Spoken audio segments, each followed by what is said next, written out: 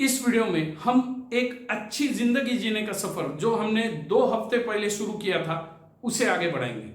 नमस्कार, मैं समीर माचवे आपका स्वागत करता हूं इस चैनल में जिसका नाम है फिंदास, और यहां हम बनाएंगे आपको फाइनेंशियली बिंदास।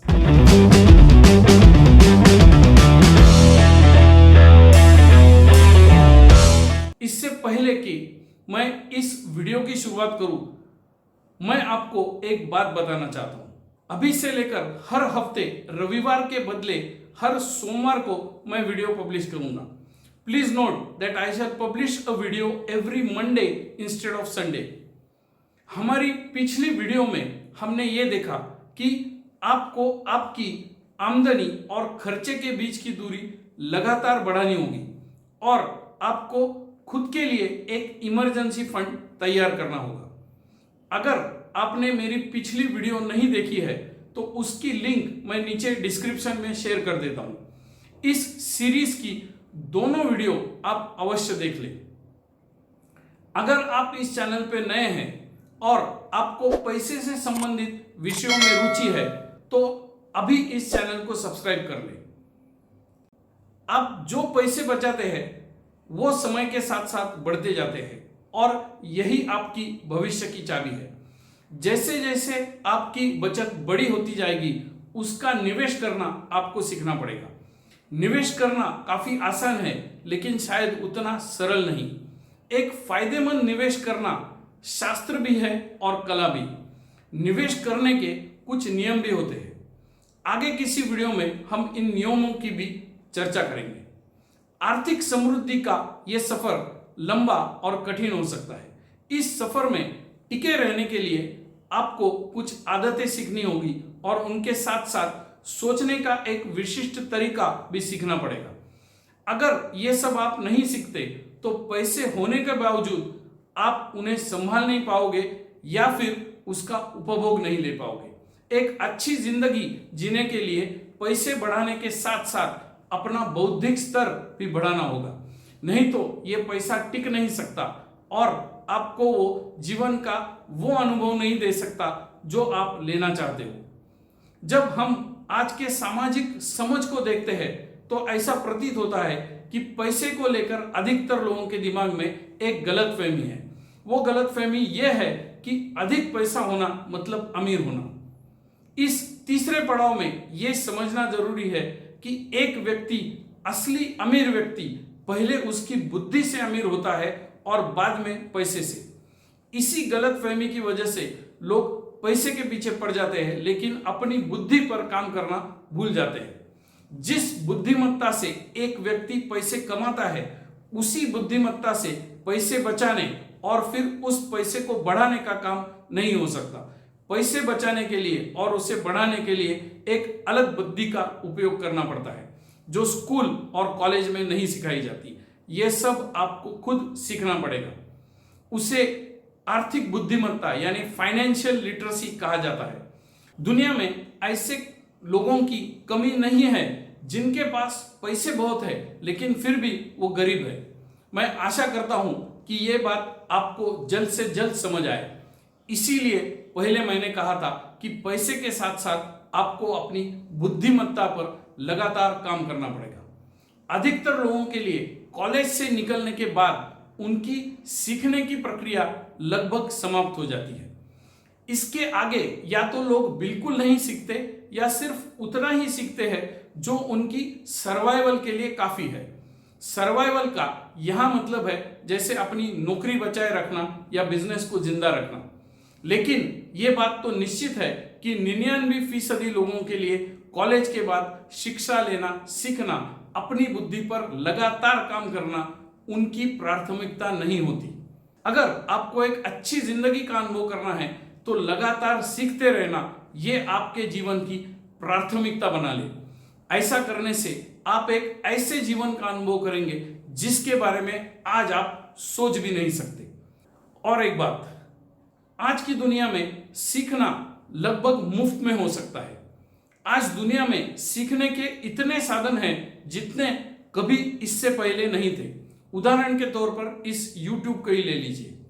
यह जानकारी और ज्ञान का इतना बड़ा भंडार है जो कभी खत्म नहीं होता। इसके जैसे कई मुफ्त के साधन आपके पास आज उपलब्ध है, बस आंखें खुली रखना जरूरी है। इस तीसरे पड़ाव में आपको यह सीखना है कि आपके पास कितना पैसा है और आप उस पैसे को अपने पास कितने समय रख सकते हो, यह आपकी बुद्धिमत्ता पर निर्भर करता है। और आपकी बुद्धिमत्ता उस चीज पर निर्भर करती है कि आप रोजाना, हर हफ्ते, हर महीने, हर साल क्या सीखते हो। क्या अपनी बुद्धिमत्ता को निरंतर सुधारना यह आपकी प्राथमिकता है? इस चीज पर निर्भर करता है कि आखिर आप किस तरह की जिंदगी का अनुभव करेंगे। सही मायने में आपका जीवन आपकी बुद्धिमत्ता को दर्शाता है। आपके दिमाग में लगे उस सॉफ्टवेयर का वो आईना होता है। The quality of life you experience is a mirror image of what is happening inside your brain. It is a function of the software that you allow your brain to run for your life. अगर आपको ये बात समझ आए कि इस software के लेखक आप खुद हैं और आप इसको लगातार सुधारने के कार्यक्रम को अपनी जिंदगी भर का कार्यक्रम बना ले, तो एक अच्छी जिंदगी जीने से आपको कोई नहीं रोक सकता, ना कोई व्यक्ति, ना कोई परिस्थिति। अगर अब तक आपने इस चैनल को सब्सक्राइब नहीं किया तो ये नेक काम आप अभी कर लीजिए, ताकि पैसे से जुड़े अलग अलग वीडियो का आप मजा ले सके। अगर आप अपनी जिंदगी में बड़े आर्थिक बदलाव करना चाहते हो और आपके सारे लक्ष्य पूरे करना चाहते हो, तो आप हमारी वेबसाइट फिंदास कंसल्टिंग को विजिट कर लें। इस तीसरे पड़ाव में और एक महत्वपूर्ण चीज के बारे में आपको सोचना पड़ेगा, निर्णय लेना पड़ेगा, और वो निर्णय इस बात का है कि आप अपनी रिटायरमेंट के लिए कितना पैसा बचाओगे। ज्यादातर लोगों को इस बात का जरा सा भी अंदाजा नहीं होता, थोड़ी सी भी भनक नहीं होती। हमारी इस सीरीज की पहली वीडियो में मैंने जो लक्ष्य तय करने की बात बताई थी, उनमें से शायद सबसे महत्वपूर्ण लक्ष्य रिटायरमेंट का है। इसके साथ साथ आपको यह भी सोचना होगा कि आपके लिए रिटायरमेंट के मायने क्या है। हर किसी के लिए रिटायरमेंट के मायने अलग अलग होते हैं। किसी के लिए उम्र के 60 साल हो जाना मतलब रिटायरमेंट होता है, और किसी के लिए काम करने की जरूरत ना होना यानी रिटायरमेंट। मेरे लिए रिटायरमेंट का मतलब अलग है। उसका मतलब काम नहीं करना नहीं है, बल्कि मेरी इच्छा से काम करना है। मैं काम करूं या ना करूं, यह मेरी इच्छा है। मेरा पैसा जिसका मैंने निवेश किया है उसकी निरंतर वृद्धि होती है, और मेरी जीवन शैली को लगने वाले खर्चे से ज्यादा पैसे का निर्माण होते रहता है। मेरे काम ना करने पर भी ऐसा ही होता है। इसका मतलब मेरे पास काम करने या ना करने की आजादी है। मेरे लिए यह रिटायरमेंट का मतलब है, और आज मैं उसका अनुभव कर रहा हूं। तो इस तीसरे पड़ाव पर आप आपके रिटायरमेंट के मायने तय कर लीजिए और उसके लिए लगने वाले पैसे का अनुमान भी लगा लीजिए। यह आप जितने जल्दी कर लेते हो उतना आपके लिए अच्छा होगा। रिटायरमेंट एक बहुत बड़ा विषय है। आगे जाकर किसी वीडियो में हम उस विषय पर विस्तृत चर्चा करेंगे।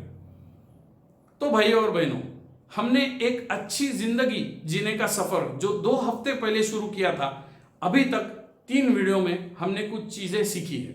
चलो एक बार फिर उनका जायजा ले लेते हैं। 1, आपके पास कितना पैसा है यह आपके दिमाग में लगे सॉफ्टवेयर पर निर्भर करता है। 2, अपनी जिंदगी की पूरी जिम्मेदारी लेकर हमें उसे एक बिजनेस की तरह चलाना चाहिए। 3, आपको अपने लक्ष्य, आपके गोल्स तय करने पड़ेंगे। 4, आपको आपकी आमदनी और खर्चे के बीच की दूरी लगातार बढ़ानी होगी। यह सबसे महत्वपूर्ण है, इसीलिए बार बार मैं इसके बारे में जिक्र करते रहता हूं। 5, आपको खुद के लिए एक इमरजेंसी फंड का निर्माण करना होगा।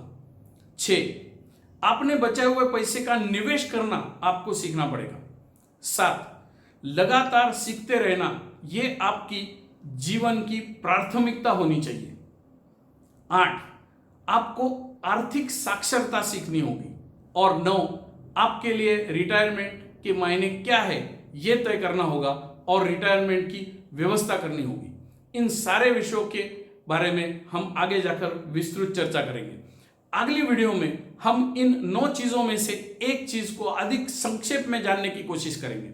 तब तक आप हमारी 3 हफ्तों की चर्चा पर गौर फरमाइए, इसके बारे में सोचिए। अब तक की इन 3 वीडियो से आपने क्या सीखा, इसके बारे में नीचे कमेंट्स में लिखिए।